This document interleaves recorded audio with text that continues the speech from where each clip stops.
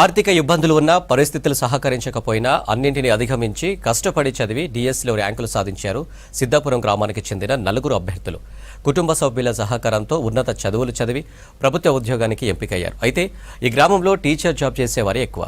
ఊళ్ళో మొత్తం 70 నుంచి 80 మంది ఉపాధ్యాయులు ఉన్నారు. ఇక ఈ ఏడాది మరో 4 సర్కారు టీచర్ కొలువులకు ఎంపికయ్యారు.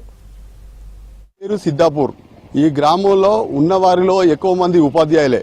ప్రభుత్వం తాజాగా విడుదల చేసిన డిఎస్సి ఫలితాల్లో 4 టీచర్ కొలువులు సాధించారు.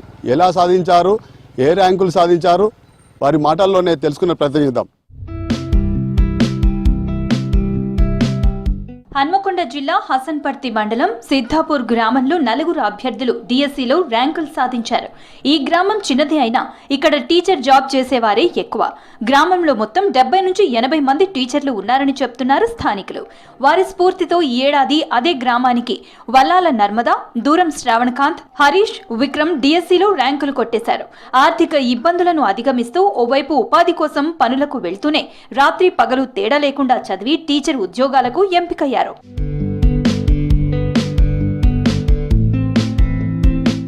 ఎన్ని కష్టాలెదురైనా పట్టుదల మనోబలంతో చదువు పూర్తి చేసి డిఎస్సిలో జిల్లాలోనే 3వ ర్యాంకు సాధించారు వల్లాల నర్మద. చిన్నతనంలోనే తండ్రిని కోల్పోయిన నర్మద సర్కారు బడిలో చదువుకున్నారు.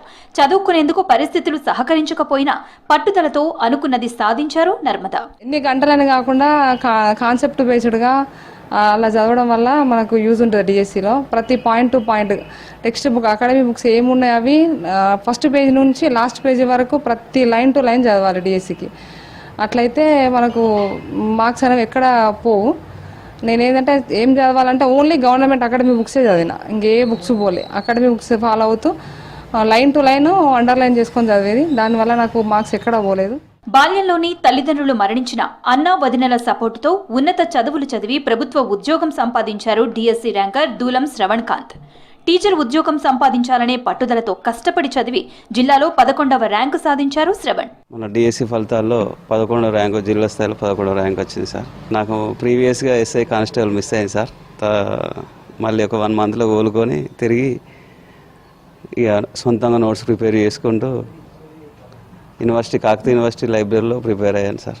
ఫ్యూచర్లో మళ్ళీ గ్రూప్స్ ఎస్ఐ దానికి ప్రిపేర్ అయ్యాం అనుకుంటున్నాను. పీఈటీ టీచర్ కావాలన్న తన చిన్ననాటి కోరిక నెరవేరిందంటున్నారు యువకుడు హరీష్. చిన్ననాటి నుంచి పీఈటీ టీచర్ కావాలన్న తపనతో కష్టపడి ప్రిపేర్ అయ్యానన్నారు. తమ కుమారుడు సర్కార్ కొలువు సంపాదించడం తమకు ఎంతో సంతోషంగా ఉందన్నారు డిఎస్సి ర్యాంకర్ హరీష్ తల్లిదండ్రులు. చాలా సంతోషంగా హ్యాపీగా ఫీల్ అవుతున్నారు ఊళ్ళో అందరూ. మేము కూడా, నాకైతే మా చిన్ననాటి స్నేహితులు మాతో పాటు మాకు రావడం అసలు ఒకే సంవత్సరం ఒకే డిఎస్సిలో రావడం ఎంతో ఆనందమైన విషయం. అసలు ఈరోజు వాళ్ళని చదివించిన వాళ్ళు ఇద్దరు ప్రైవేటు స్కూల్లో టీచర్ చేస్తాను. నా చిన్న కొడుకు కష్టపడి డిఎస్సిలో ఉద్యోగం సాధించండి. పీటీ ఉద్యోగం ఇప్పుడు నాకు సంతోషంగా ఉన్నది. అంతా కూలీనాలి చేసుకుని ఆర్థిక ఇబ్బందులను ఎదుర్కొంటూ టీచర్ కావాలన్న పట్టుదలతో కష్టపడి చదివి జిల్లాలో డిఎస్సి 11వ ర్యాంకు సాధించాడు విక్రమ్. పేద కుటుంబానికి చెందిన విక్రమ్ 10వ తరగతి వరకు సిద్ధాపురం సర్కారు బడిలో చదివారు. తమ కొడుకుకు ప్రభుత్వ ఉద్యోగం రావడం ఆనందంగా ఉందని తెలిపారు విక్రమ్ పేరెంట్స్. టీచర్ జాబ్ ఒక 40 మంది ఉండడం వల్ల ఆ ఇంప్రెషన్తో నేను కూడా చదువుకొని కష్టపడి 2024 ఉద్యోగంలో హన్మకొండ డిస్టిక్లో 8వ ర్యాంక్ సాధించాను. దానివల్ల చాలా హర్షంగా వ్యక్తం చేస్తున్నా. చాలా గర్వకారణం ఉంది నాకు.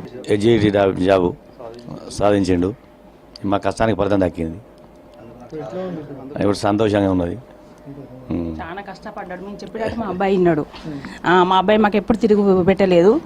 మేము చెప్పినట్టు ఆయన విన్నాడు, ఆయన చెప్పినట్టు మేము విన్నాం. ఆయన అనుకున్నదే సాధించిండు. తమ ఊరు నుంచి 4 టీచర్ కొలువులు సాధించడంతో సంతోషం వ్యక్తం చేస్తున్నారు సిద్ధాపురం గ్రామాల ప్రజలు. పట్టుదలే పెట్టుబడిగా మొక్కబోని ధైర్యంతో టీచర్ కొలువులు సాధించిన ఈ యువత నేటి తరానికి ఆదర్శనీయం. వీడియో దశరథ్తో అశోక్, మ్యూజిక్ న్యూస్, సిద్ధాపురం నుంచి.